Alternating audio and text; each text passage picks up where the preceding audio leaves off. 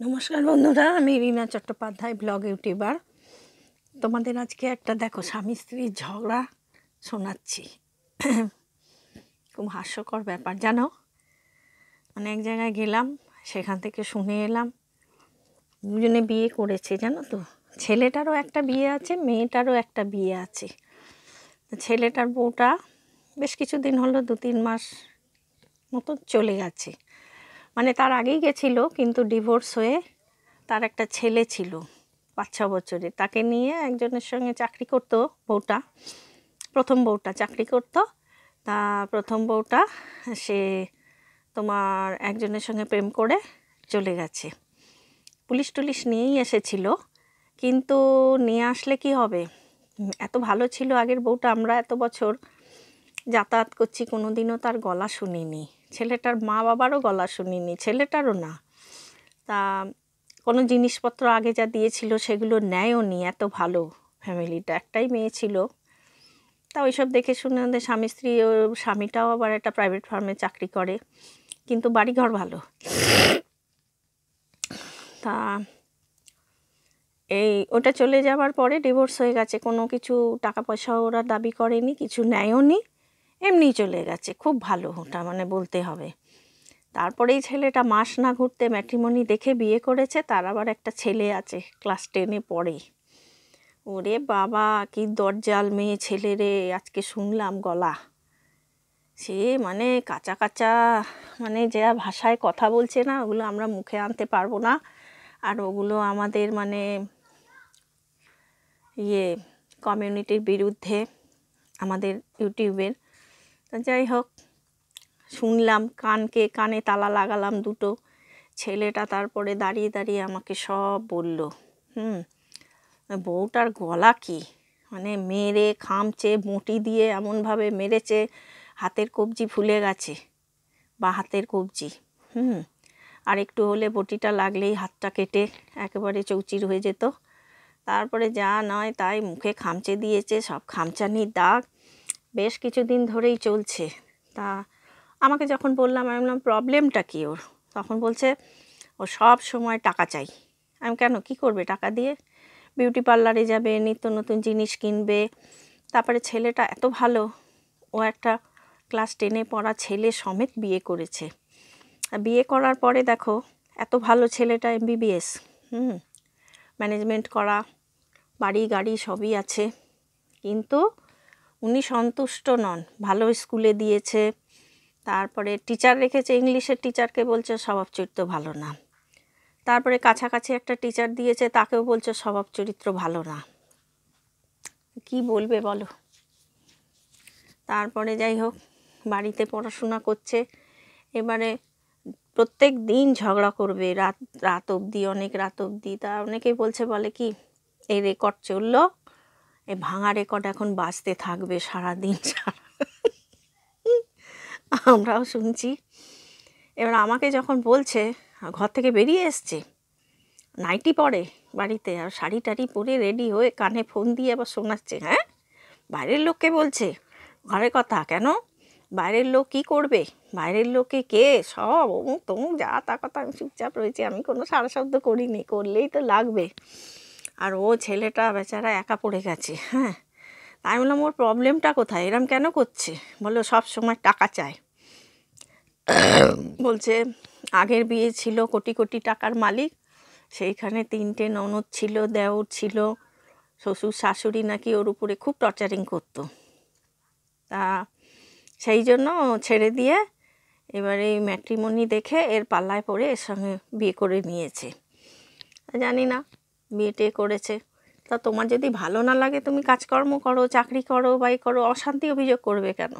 মাংস আনতে দিয়েছে, ও বলছে দেখো দিন রাত কাঁড়ি কাঁড়ি গিলবে, বলে মা আর ছেলে খাবে, বলে 500 আটা মেখে দুজনে লুচি তরকারি খেয়ে নিল। শ্বশুর শাশুড়ি কী খাবে? কেউ বরকে ওইসব কোনো ভ্রুক্ষেপ নেই। মাংস যা রান্না করবে মানে ছেলে আর মা মিলে খেয়ে নেবে। এর তো ছেলে নয় ওটা।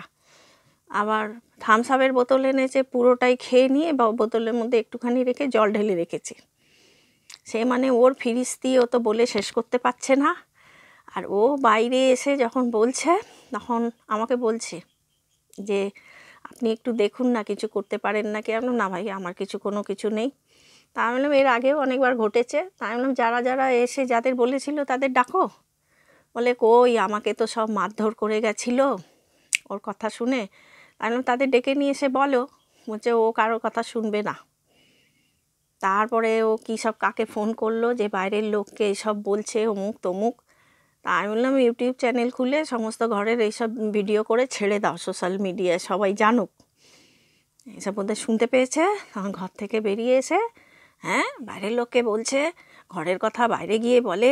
আর ও যা ঘর থেকে ফুল স্পিডে একবারে 440 ভোল্টেজে একদম মাইক চলছে, মাইককে ফেল করে দেবে, এত সুন্দর গলা। তারপরে পুলিশ এলো, 3টে পুলিশ এলো। পুলিশ এসে দেখি হন্তদন্ত হয়ে এলো। আমি তো চুপ করে দাঁড়িয়ে দেখছি সব। তখন পুলিশ বলছে কি, এই যে শুনুন, ও বলবে না এ বলবে। বলে কি, আমি কাদের কথা শুনবো? দুজনের কথা একসঙ্গে শুনবো না, আপনারা যে কেউ একজন বলুন।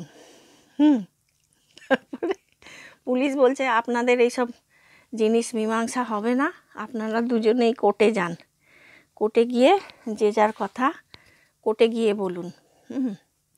কেস করে দিন, কেস করে দিয়ে এবার দুজনে যা করার করুন, পুলিশ এসব সামলাতে পারবে না। অনেকবার আমরা এসেছি, আর আসবো না, এবার কেস হলে তখন আসবো।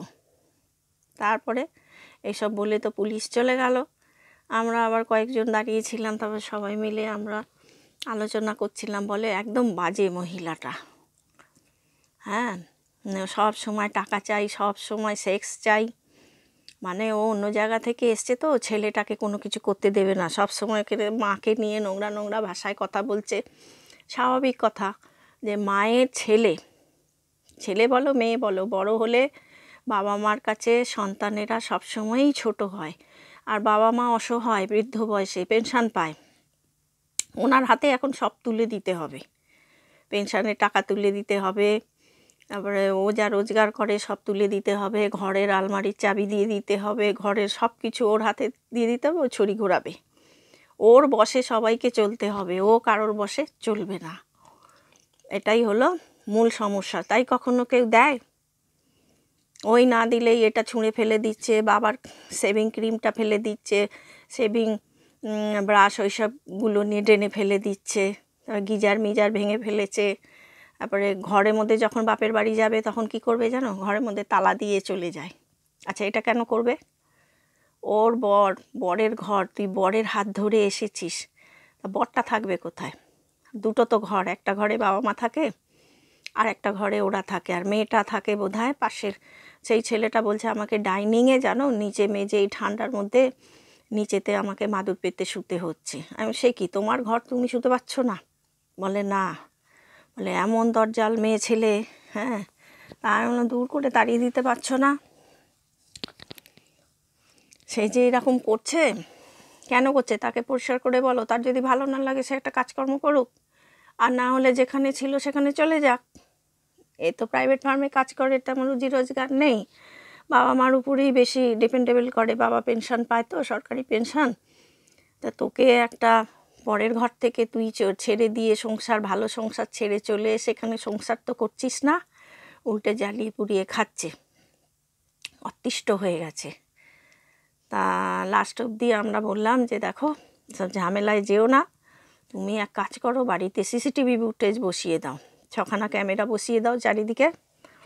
তারপরে দেখো, তোমার দোষও আমরা জানি না, তুমি বাইরে ভালো বলছো, কথা শোনা কথায় তো কেউ কোনো কাজে লাগে না, হয়তো শোনা কথায় বাইরের লোকেরা ভাববে তোমার কোনো দোষ নেই, বাবা মার দোষ নেই, কিন্তু ভেতরে কি করছো সেটা তো কেউ জানে না। তার থেকে কি হবে, সিসিটিভি ক্যামেরা বসিয়ে দাও 6খানা, রেকর্ডিং সমেত, এবং পাসওয়ার্ডটা সবাইকে দিয়ে দাও, সবাই জানুক, সিরিয়াল দেখুক যে কে দোষী নয়। তুমি দোষী না, ও দোষী না, তোমার বাবা মা দোষী, কে দোষী। ইভেন কে বাচ্চা ছেলেটা পর্যন্ত নোংরা নোংরা ভাষায় কথা বলে। তো খাওয়া পড়া কোনো কিছুতেই অভাব রাখেনি, কিছু না। আর সত্যি আগের বউটা যখন ছিল না, খুব ভালো, আমরা কেউ কোনো গলা শুনতে পাইনি। এইটা আসার পরে এখন অতিষ্ঠ হয়ে পড়েছে। তখন পলাতে বলল, দেখি বাবাকে গিয়ে বলবো। এদিকে ও বলছে এখন 20 লাখ টাকা দাও, 20 লাখ টাকা দিলে আমি চলে যাব।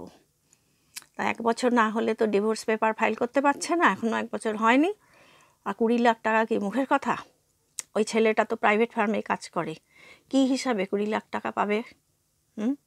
আর বলছে সিসিটিভি ক্যামেরা ভেঙে দেবে, ভেঙে দিলেই হলো, ভাঙুক না, তোমার দিকেই, তোমার ভরেই যাবে কেস, প্লাস পয়েন্ট পেয়ে যাবে তুমি, ভয় পাবার কিছু নেই, তুমি ক্যামেরা বসিয়ে দাও, তারপরে যা হবে তুমি থানায় জমা দিয়ে দেবে ক্যামেরার পাসওয়ার্ড, এই সিসিটিভি ফুটেজের, তারপরে এমএলএকে, তারপরে কাউন্সিলরকে, এবার ওর বাপের বাড়ি, ও যেখান থেকে তোমার ম্যাট্রিমনি থেকে বিয়ে হয়েছে তাদেরকে দিয়ে দেবে, বা ওর বাপের বাড়ি, ওর বন্ধুবান্ধব পরিচিতির মধ্যে তোমার পরিচিতি পাড়ায় কয়েকজনকে দিয়ে দাও, দেখবে টাইট হয়ে যাবে। আর তখন টাইট না হলে তখন ওই পুলিশরাই ভালো উকিল দেখে দেবে, তখন ওই প্লাস পয়েন্টগুলো তুমি পেয়ে যাবে, তোমার ভয়ের কিচ্ছু নেই। বলে দিদি জানো আমি ঘরে থাকতে পারছি না, আর সত্যি আমরা শুনলাম ও যার রেকর্ড বাজাচ্ছে, বাপ রে বাপ। তা ঠিক আছে, এবারে তোমাদের এটা জানালাম, কেমন লাগলো আমাকে জানিও কমেন্টস করে, ভালো লাগলো না খারাপ লাগলো। এর পরবর্তী আবার যদি কিছু পাই আবার দেবো। হ্যাঁ, তা তোমরা সবাই ভালো থেকো। Erina Chattopadhyay blog YouTuber. আর তাহলে ব্লগটা এখানেই রাখছি, আর সবাইকে গুড আফটারনুন জানিয়ে ব্লগটা শেষ করলাম। জয় হিন্দ, বন্দে মাতারাম, ভারত মাতা কি জয়, নমস্কার।